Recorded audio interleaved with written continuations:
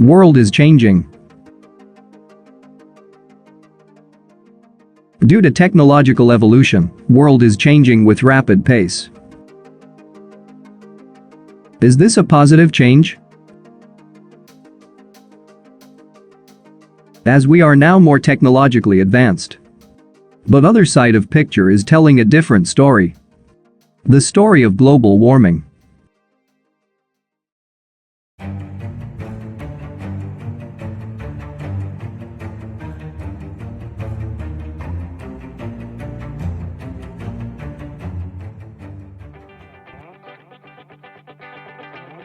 Conventional sources for producing energy are largely relays on fossil fuel. Fossil fuels are used in locomotive and for generating electricity. By using fossil fuel for our energy requirements, we are polluting our climate. Because during conversion of fuel into desired form of energy, the byproducts are also be generated. These byproducts are in the form of carbon dioxide, carbon monoxide, etc., which are the main causes of global warming. In recent years, the usage for fossil fuel is increased, which also vanishing the fossil fuel reserves. Due to this, world is leading toward energy scarcity in future. Most of underdeveloped countries are facing energy crises due to high price of crude oil in international market, which affecting the development. Most developing countries have abundant renewable energy resources, including solar energy, wind power, geothermal energy, and biomass, as well as the ability to manufacture the relatively labor-intensive systems that harness these. By developing such energy sources, developing countries can reduce their dependence on oil and natural gas, creating energy portfolios that are less vulnerable to price rises. In many circumstances, these investments can be less expensive than fossil fuel energy systems. Renewable energy, often referred to as clean energy, comes from natural sources or processes that are constantly replenished.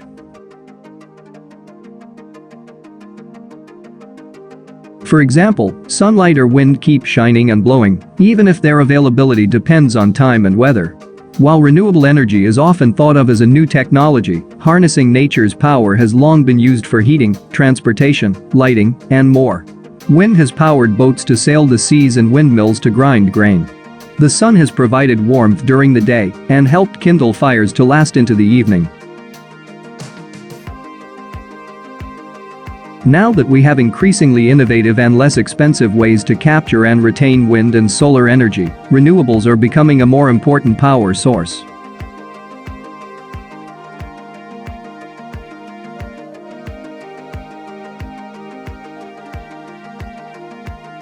The expansion in renewables is also happening at scales large and small, from rooftop solar panels on homes that can sell power back to the grid to giant offshore wind farms. Even some entire rural communities rely on renewable energy for heating and lighting.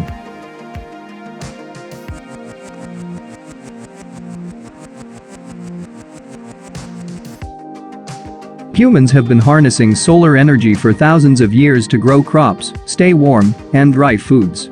According to the National Renewable Energy Laboratory, more energy from the sun falls on the earth in 1 hour than is used by everyone in the world in 1 year.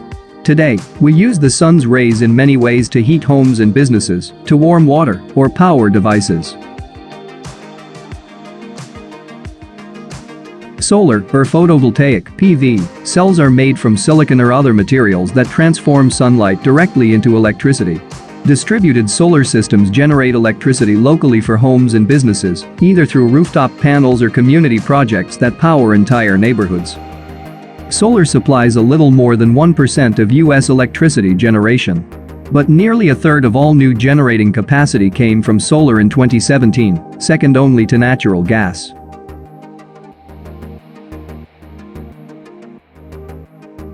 We have come a long way from old-fashioned windmills.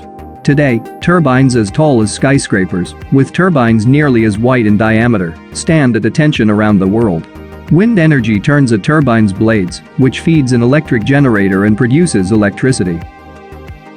Wind, which accounts for a little more than 6% of U.S. generation, has become the cheapest energy source in many parts of the country. Turbines can be placed anywhere with high wind speeds such as hilltops and open plains or even offshore in open water.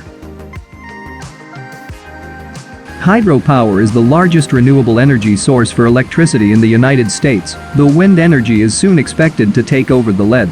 Hydropower relies on water, typically fast-moving water in a large river or rapidly descending water from a high point, and converts the force of that water into electricity by spinning a generator's turbine blades. Nationally and internationally, large hydroelectric plants, or mega dams, are often considered to be non-renewable energy. Mega dams divert and reduce natural flows, restricting access for animal and human populations that rely on rivers. Small hydroelectric plants, an installed capacity below about 40 megawatts, carefully managed, do not tend to cause as much environmental damage as they divert only a fraction of flow.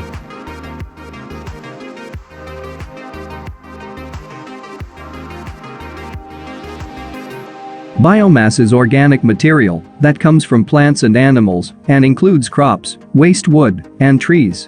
When biomass is burned, the chemical energy is released as heat and can generate electricity with a steam turbine. Biomass is often mistakenly described as a clean renewable fuel and a greener alternative to coal and other fossil fuels for producing electricity. However, recent science shows that many forms of biomass, especially from forests, produce higher carbon emissions than fossil fuels. There are also negative consequences for biodiversity. Still, some forms of biomass energy could serve as a low-carbon option under the right circumstances. For example, sawdust and chips from sawmills that would otherwise quickly decompose and release carbon can be a low-carbon energy source. The Earth's core is about as hot as the sun's surface due to the slow decay of radioactive particles in rocks at the center of the planet. Drilling deep wells brings very hot underground water to the surface as a hydrothermal resource, which is then pumped through a turbine to create electricity. Geothermal plants typically have low emissions if they pump the steam and water they use back into the reservoir. There are ways to create geothermal plants where there are not underground reservoirs, but there are concerns that they may increase the risk of an earthquake in areas already considered geological hotspots. Tidal and wave energy is still in a developmental phase, but the ocean will always be ruled by the moon's gravity, which makes harnessing its power an attractive option. Some tidal energy approaches may harm wildlife, such as tidal barrages, which work much like dams and are located in an ocean bay or lagoon. Like tidal power, wave power relies on dam-like structures or ocean floor anchored devices on or just below the water's surface.